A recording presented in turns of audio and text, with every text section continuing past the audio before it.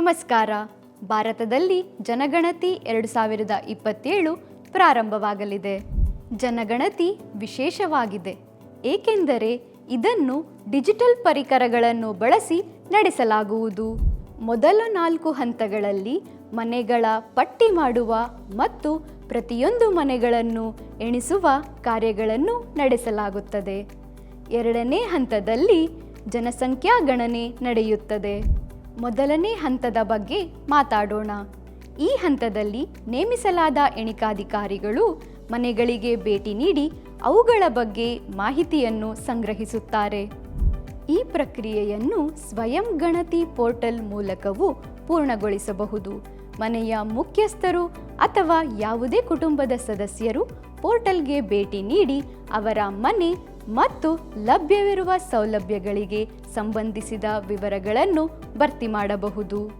ದಯವಿಟ್ಟು ಗಮನಿಸಿ, ಒಂದು ಮನೆಯು ಕೇವಲ ಒಂದು ಮೊಬೈಲ್ ಸಂಖ್ಯೆಯನ್ನು ಬಳಸಿಕೊಂಡು ಲಾಗಿನ್ ಮಾಡಬಹುದು ಮತ್ತು ನಮೂದನ್ನು ಮನೆಯ ಮುಖ್ಯಸ್ಥರ ಪರವಾಗಿ ಮಾಡಬೇಕು. ಸ್ವಯಂ ಗಣತಿಗಾಗಿ ಮೊಬೈಲ್ ಸಂಖ್ಯೆಯನ್ನು ನೋಂದಾಯಿಸಿದ ನಂತರ ಅದನ್ನು ಮತ್ತೊಂದು ಮನೆಗೆ ಬಳಸಲಾಗುವುದಿಲ್ಲ. ಮನೆಯ ಮುಖ್ಯಸ್ಥರ ಹೆಸರನ್ನು ಬದಲಾಯಿಸಲಾಗುವುದಿಲ್ಲ.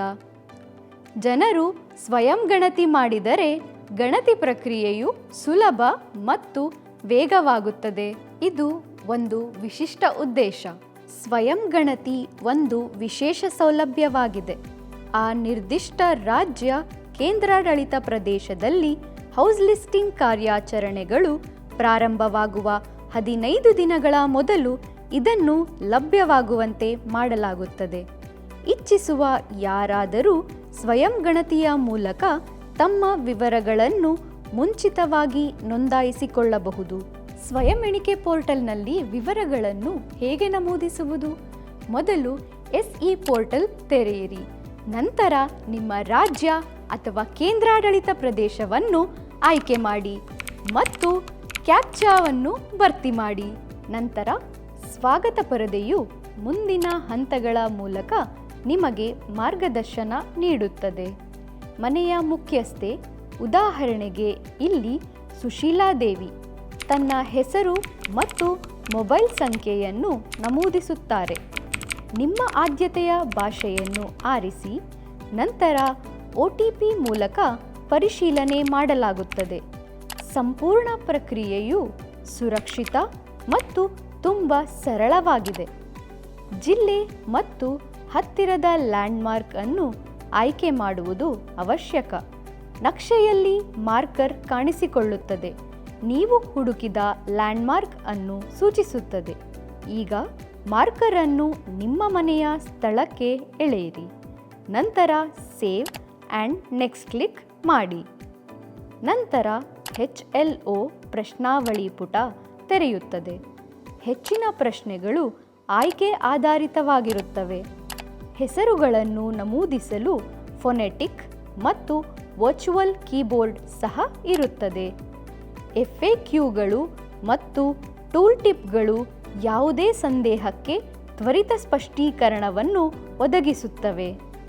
ಯಾವುದೇ ಪ್ರಶ್ನೆ ಅಥವಾ ಮಾಹಿತಿ ಅಪೂರ್ಣವಾಗಿ ಬಿಟ್ಟರೆ ಸಿಸ್ಟಮ್ ಸ್ವಯಂಚಾಲಿತವಾಗಿ ನಿಮ್ಮನ್ನು ಕೇಳುತ್ತದೆ.